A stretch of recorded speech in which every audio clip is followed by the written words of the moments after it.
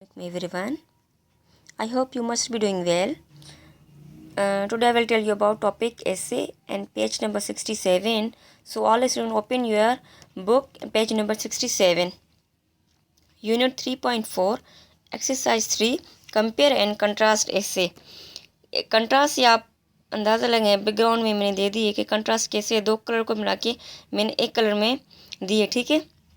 So come page number 67 compare and contrast essay दो topic को हम मिला के एक टॉपिक बनाएंगे। जैसे यहाँ पर है ऑटम एंड स्प्रिंग, ठीक है।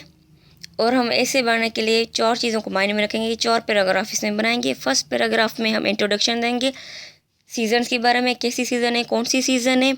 एंड सेकेंड में हम किसी भी एक में लेंगे, स्प्रिंग को हम ले लिया, ठीक है। स्प्रिंग के बारे में हम बताएंगे स्प्रिंग है क्या, ठीक है। थर्ड में हम ऑटम को लेंगे, ये भी एक मौसम है, ठीक है।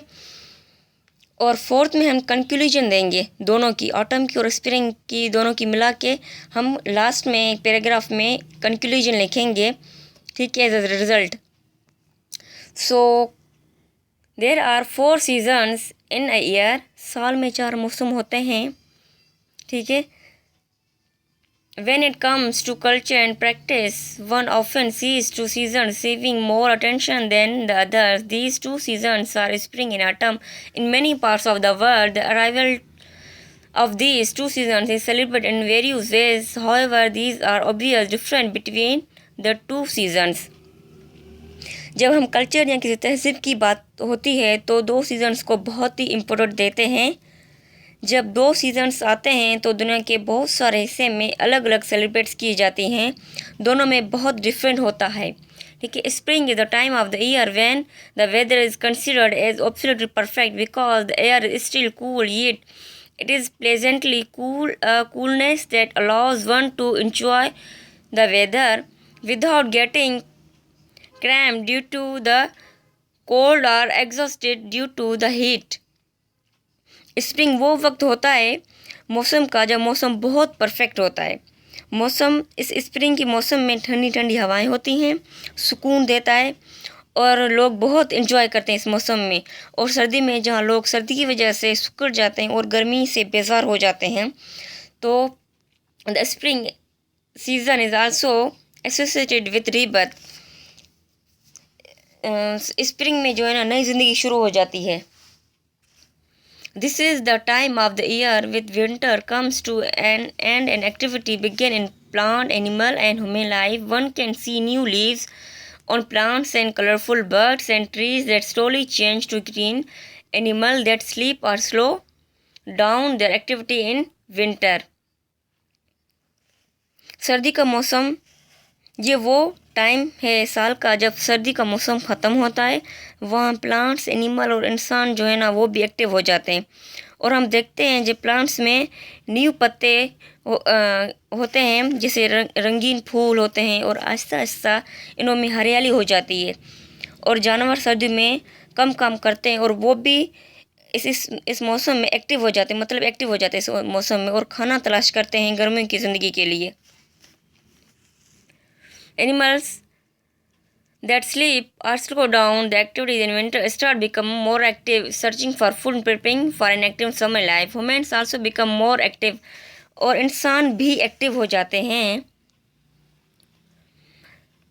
with some getting the land ready for growing crops and other doing work that has to be done before the heat of summer drains their energy. Along with work, many people also find time to enjoy the lovely spring weather. और कुछ लोग खेती बाड़ी का काम करते हैं और कुछ जो है ना खेती बाड़ी का काम तैयार करके फसल उगाते हैं और दूसरे भी काम करते हैं उनके साथ, और समर की हीट से पहले और काम के साथ साथ कुछ लोग इंजॉय भी करते हैं यहीं पे। Autumn on the other hand gives the signal that summer is over. Autumn signal देता है कि गर्मी का मौसम ख़त्म हो गया है। It's the time of the year when prepare for the winter start. The leaves of the plants start changing colors once again, but this time they change into different shades of yellow, brown and red and begin to fall. ये वक्त होता है जब सर्दी शुरू हो जाती है और पत्ते कलर्स चेंज करते हैं अपने और पत्ते गिर जाते हैं। जो स्प्रिंग में ट्रीज भर जाते हैं। जब स्प्रिंग शुरू होता है, जो ट्रीज जो ना भर जाती हैं, हरियाली हो जाती है, फूल्स वगैरह इसमें रंगीन कलरफुल फूल हो जाते हैं और पत्ते उन्हें वापस ही अपने कलर्स में आ जाते हैं। और ऑटम में ये चीज़ बिल्कुल ख़त्म हो जाती है। The instead of getting fully covered in spring, start shedding leaves, ultimately become barren with a few leaves are none left, while the animals start hoarding their food and preparing for the winter. The people have to work faster to get home quicker. As the days get shorter and night fell very quickly, those working in the field get busy repairing for crops and selling or storing their crops. In some parts of the world, people gather around fires and have fun. और animals खाना इकट्ठा करते हैं सर्दियों में, और कुछ लोग जो है ना जल्दी काम करके अपने घर पहुंच जाते हैं, क्योंकि दिन छोटे और रातें बड़ी हो जाती हैं। और जो लोग खेती बाड़ी का काम करते हैं वो काम में बिज़ी हो जाते हैं, मतलब लाइफ को एंजॉय नहीं कर पाते। और कहीं कहीं लोग आग जला के चारों तरफ बैठ के आग का मज़ा लेते हैं। All in all, spring gives the signal that winter has ended and autumn gives the signal that summer is over. Spring signal देता है सर्दी ख़त्म हो गई, और आटम सिग्नल देता है गर्मी ख़त्म हो गई। देखो यहाँ पे कंपेयर कंट्रास्ट कैसे दी गई है। Spring give the signal that winter has ended. Spring जो है सिग्नल देता है कि सर्दी ख़त्म हो गई है, और आटम जो है ना हमें सिग्नल देता है कि गर्मी ख़त्म हो गई। With spring comes the message of a new beginning life. Spring जो है ना हमें नई मैसेज आता है कि नई ज़िंदगी का मैसेज हमें आता है स्प्रिंग में। With green plants and trees, with autumn comes the falling green, red and brown leaves and barren trees. Spring is a call for action, and autumn announces more resting time with longer winter nights about come.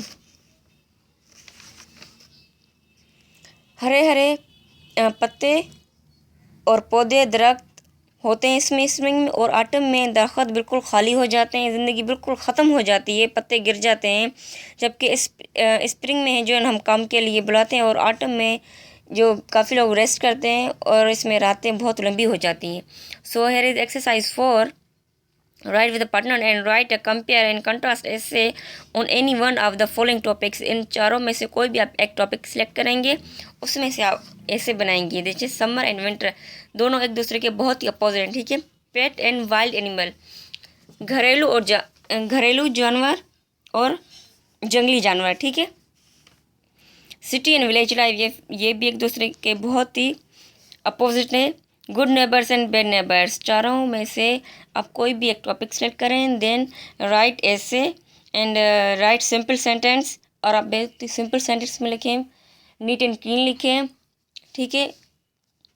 Hope you will do it.